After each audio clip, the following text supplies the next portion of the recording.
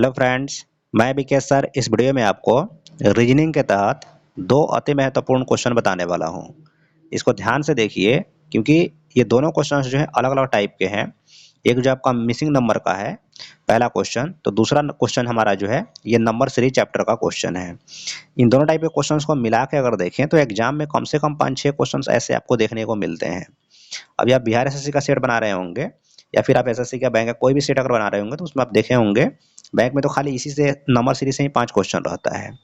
तो अब मतलब कोई भी कंपटीशन एग्जाम के लिए अगर आप सेट बना रहे होंगे तो उसमें आपको ऐसे क्वेश्चंस देखने को जरूर मिलते होंगे। तो वीडियो में आप बने रहिए, वीडियो आपके लिए अति महत्वपूर्ण है, इसको ध्यान से देखिए।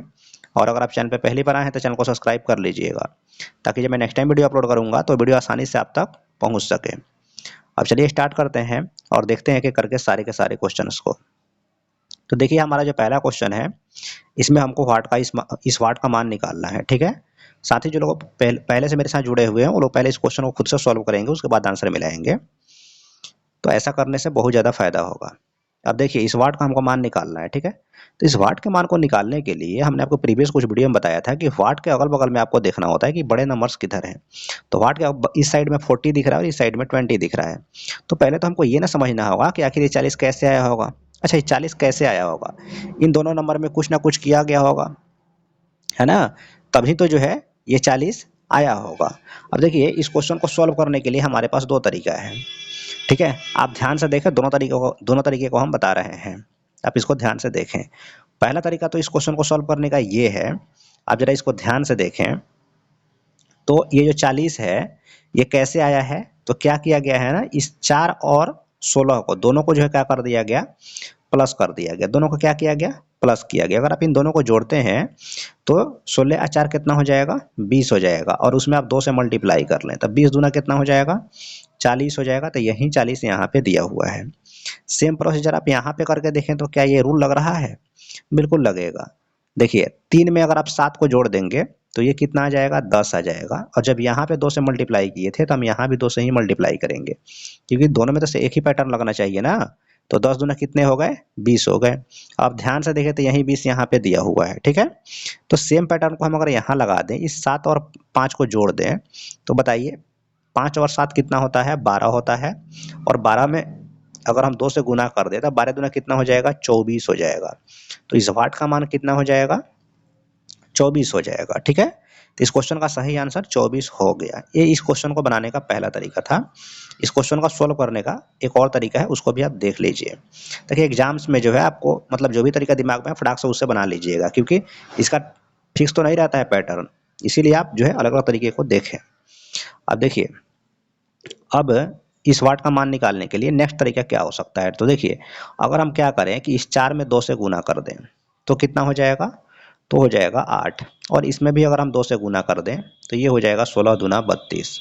और अब इन दोनों को जोड़ लीजिए तो कितने आ जाएंगे, 40 आ जाएंगे। यही 40 यहाँ दिया हुआ है। सेम प्रोसेस अगर हम यहाँ लगाएं, इन दोनों में हम 2 से मल्टीप्लाई कर दें तो ये 3 दूना 6 हो जाएगा और ये 7 दूना कितना हो जाएगा, 14 हो जाएगा। और अगर हम इन दोनों को जोड़ देते हैं तो 14 6 20 हो जाएगा, जो 20 यहाँ पे दिया हुआ है, ठीक है। जैसे यहाँ 40 दिया हुआ था कैसे आया, उसी प्रोसेस से आपका 20 भी आ गया। तो अब इसी प्रोसेस हम वाट का मान निकाल लेते हैं ना, इसमें भी 2 से गुना कर लेते हैं और इसमें भी 2 से गुना कर लेते हैं। तो बोलिए 5 में 2 से गुना करेंगे तो कितना आ जाएगा, 10। 7 में 2 से गुना करेंगे तो कितना आ जाएगा, 14। अब दोनों को जैसे ही जोड़ देंगे तो 14 10 कितना हो जाएगा, 24। तो यही वाट का मान हो गया, ठीक है। तो पहले वाले तरीका से भी 24 ही आंसर आया था और इस तरीका से भी आंसर 24 ही आया, यानी कि दोनों ही तरीका अपने अपने जगह पे सही है।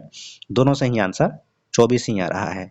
और भी किसी तरीके से अगर बन सकता है तो आप उससे भी ट्राई करें। अगर आपके दिमाग में कुछ और भी तरीका आता है तो उससे भी बन सकता है क्वेश्चन, बट तरीका सेम रहना चाहिए। मतलब तरीका कह रहे हैं, सॉरी, पैटर्न जो है सही होना चाहिए। मतलब जो पैटर्न यहाँ लग रहा है वहीं यहाँ लग रहा हो तो आपका एकदम पैटर्न सही माना जाएगा। आप उसी पे स्वाट का मान निकाल लीजिएगा, आंसर आ जाएगा, ठीक है।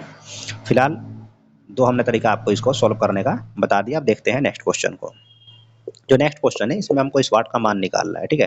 और जो नंबर्स दिए गए हैं ये नंबर सीरीज का क्वेश्चन है इंक्रीजिंग ऑर्डर में, लेकिन ये मल्टीपल्स में ज़्यादा हमको दिख नहीं रहे हैं क्योंकि एक ही जगह मल्टीपल दिखा, यहाँ तो मल्टीपल दिख ही नहीं रहा है, चाहे यहाँ दिख नहीं रहा है, ठीक है। मतलब ये तरीका होता है क्वेश्चन को पहले देखने का कि भाई कैसे इसको सॉल्व करें, ठीक है।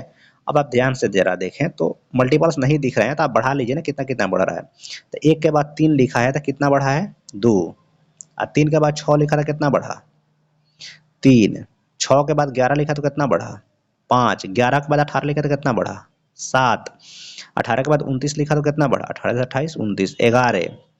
तो बोलिए यहाँ कितना बढ़ा दे। अच्छा आप जरा ध्यान से देखें तो इतना में आपको एक चीज़ देखने को जरूर मिलता होगा। क्या देखने को मिल रहा है कि ये जो भी नंबर्स आपको दिख रहे हैं ना 2 है 3 है 5 है 7 है और एक 11 है, ये सारे के सारे क्या हैं प्राइम नंबर है।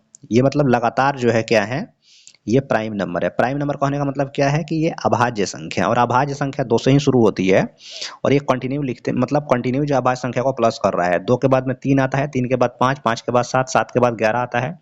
11 के बाद अभाज्य संख्या कौन सी आती है 13 आती है ना, तो आप 13 को इसमें प्लस कर लें। किस में 13 को प्लस करेंगे 29 में। 29 में आप 13 को प्लस जैसे ही करेंगे तो कितना आ जाएगा 42 आ जाएगा, और यही 42 इस क्वेश्चन का सही आंसर हो जाएगा जो ऑप्शन नंबर सी में दिया है। ठीक है फ्रेंड्स।